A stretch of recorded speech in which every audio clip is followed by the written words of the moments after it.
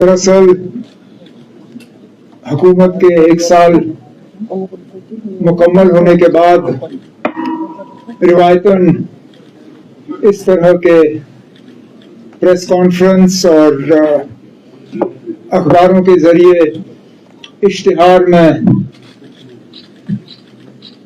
हुकूमत की कारकर्दगी के बारे में एक रिपोर्ट दिया जाता है, लेकिन इस बार बड़गाम और नगरोटा के बाई इलेक्शन की वजह से ना इश्तिहार देने की इजाजत और ना ऑफिशियल लेवल पे प्रेस कॉन्फ्रेंस बुलाने की। अभी तक तो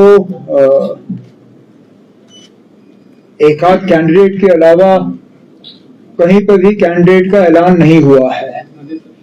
जहां तक मैं जानता हूं बीजेपी ने शायद एक कैंडिडेट का ऐलान किया, लेकिन उसके बाद मैंने कहीं सोशल मीडिया पे पढ़ा कि उनके घर वालों ने कहा कि इनका नाम कैसे इस्तेमाल हुआ, ये तो उस तंजीम के साथ ताल्लुक भी नहीं रखते। अब सही क्या है गलत क्या है वो मैं नहीं जानता हूं, लेकिन हमारे पास अभी है 2-3 दिन।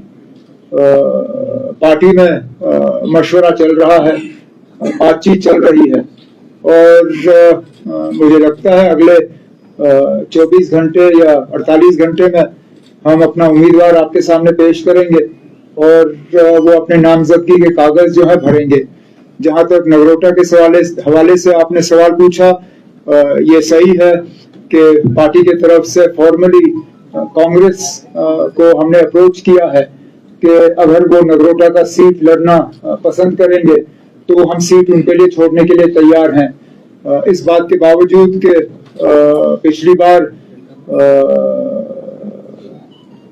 1 साल पहले ये सीट हमने लड़ी थी और जब 2014 में असेंबली इलेक्शन हुए थे तब नेशनल कॉन्फ्रेंस के हवाले से ये सीट जीती गई थी, लेकिन क्योंकि हमारा अलायंस है कांग्रेस के साथ और हम चाहते हैं कि जम्मू में उनका एक अच्छा खासा बेस बने, तो अगर वो जम्मू में इलेक्शन लड़ने के लिए तैयार हैं हमें कोई एतराज नहीं होगा।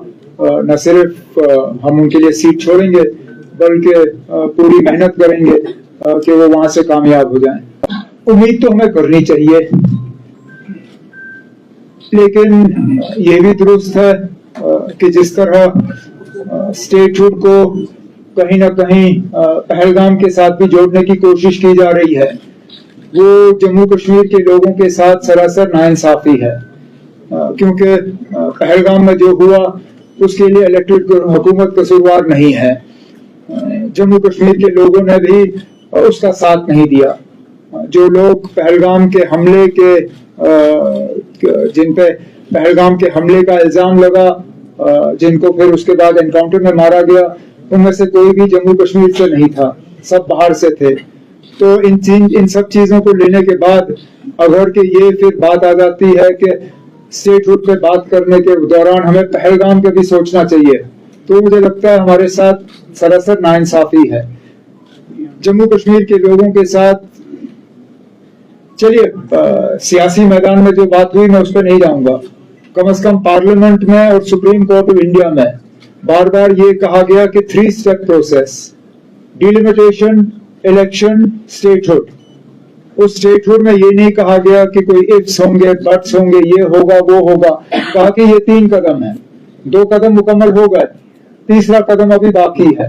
अब हम उम्मीद करेंगे कि वो जल्द से जल्द पूरा हो जाए और यहाँ की हुकूमत को पूरी तरह से एम्पावर किया जाए ताकि हम अपना काम जो है पूरा कर सकें।